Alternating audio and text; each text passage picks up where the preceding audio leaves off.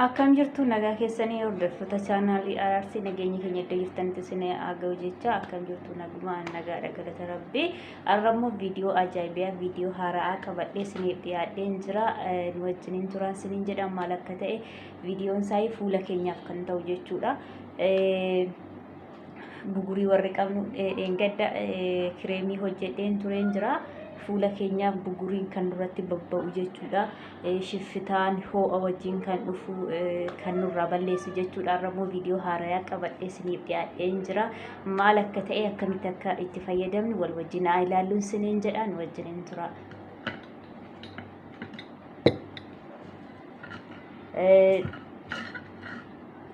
Timaatimii fideen jira jechuudha. Timaatimii addaan mureen jira jechuudha. Timaatimiidha kuni. Timaatimii irratti immoo sukkaara jechuudha. Sukkaara fideen jira. Maaliif sukkaara fi timaatimii akka namoonni hedduun beekuu dandeessu jechuudha. Kun miidiyaa irratti illee yookiin immoo addunyaa irratti illee namoonni hedduun itti fayyadamaa jiru kan jaalatame jechuudha. Addunyaa irratti illee kan jaalatame irraa dubartoonni hedduun itti fayyadamu jechuudha. Kanaaf maaliif fuula keenya qulqulleessaa nuuf bareechuu danda'a jechuudha. Buguriin wantoota tokko tokko fuula irratti nama babba'u tokko tokko hin jira. Kanaaf wal wajjiniin ilaallu akkamitti akka itti fayyadamnu jechuudha. Asirratti sukkaara naqna jechuudha. Sukkaara asirratti naqna tasgoona jechuudha.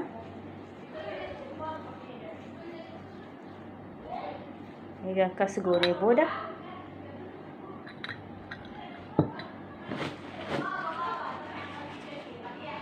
fuula keenya akkasittiin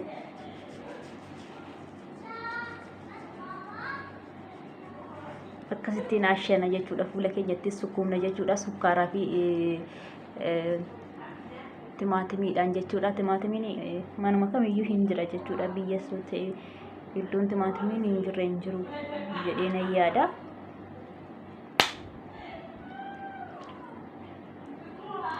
Daqiiqaa 5 oliin akkasittiin asha'uu qabna jechuudha fuula keenya irratti.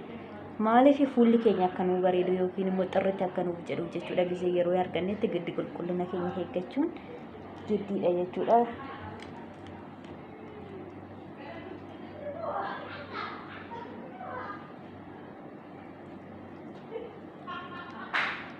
Daqiiqaa 5 akkasittiin sukkaaraa fi timaatimiidhaan akkasitti fuula keessan hasha'uu qabdu jechuudha. Maaliif fuulli keenya nuuf akka nuuf ta'u jechuudha.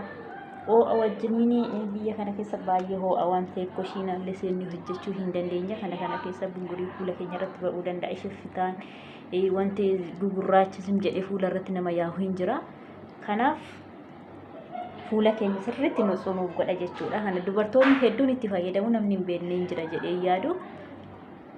Sukkaaraa fi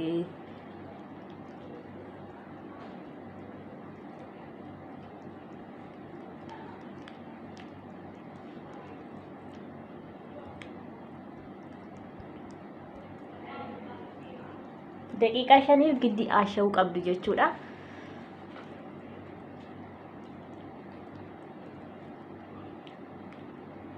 Maaliif fuulli keenya nuuf ta'a jechuudha. Akkasittiin baay'ee qulleessa jechuudha. Duras itti fayyadamee xiqimisaa waan an argeef jecha isiniif qabadhee dhufe jechuudha.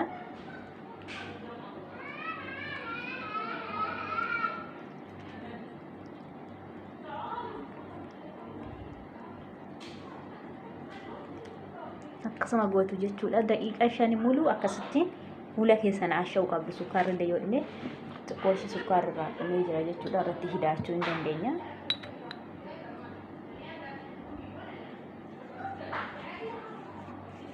Akkas gootanii sirriitti irratti wal fudhachiiftu jechuudha.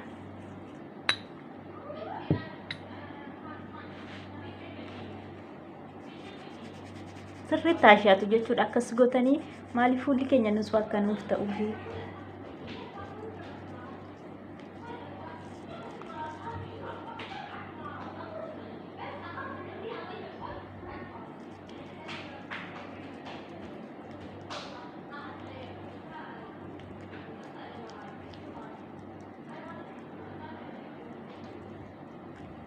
maaliif argaa jirtu jechuudha dubbi.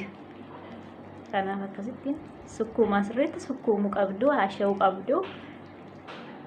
Daqiiqaa 5 amma daqiiqaa 5 jechuudha. Maaliif amma fakkeenyaaf ana fuula koorra wanti gugurraacha hin jira jechuudha akkasittiin.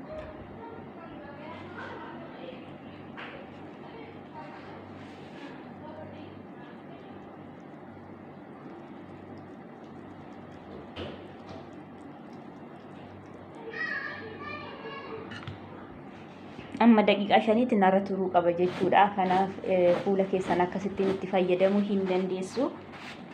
Qallaalidha jechuudha, waan gatii baay'eellee fedhu miti.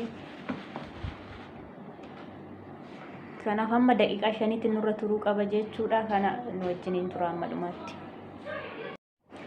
Kunoo daqiiqaa 5 narra turee jira. Amma dhiqachuudhaafani maaliif fuulli keenya kun akkasitti nu bareeda jechuudha. Irratti nu godha fuula keenya.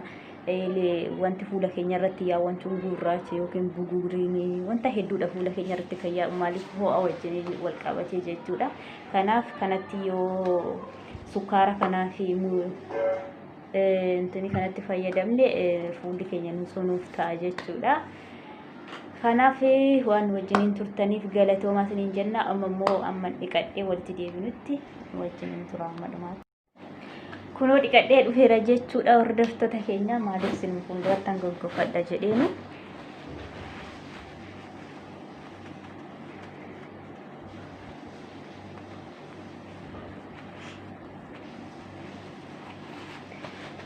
Kunoo fuulli keenya akkasitti nu sunuuf ta'uu qaba jechuudha.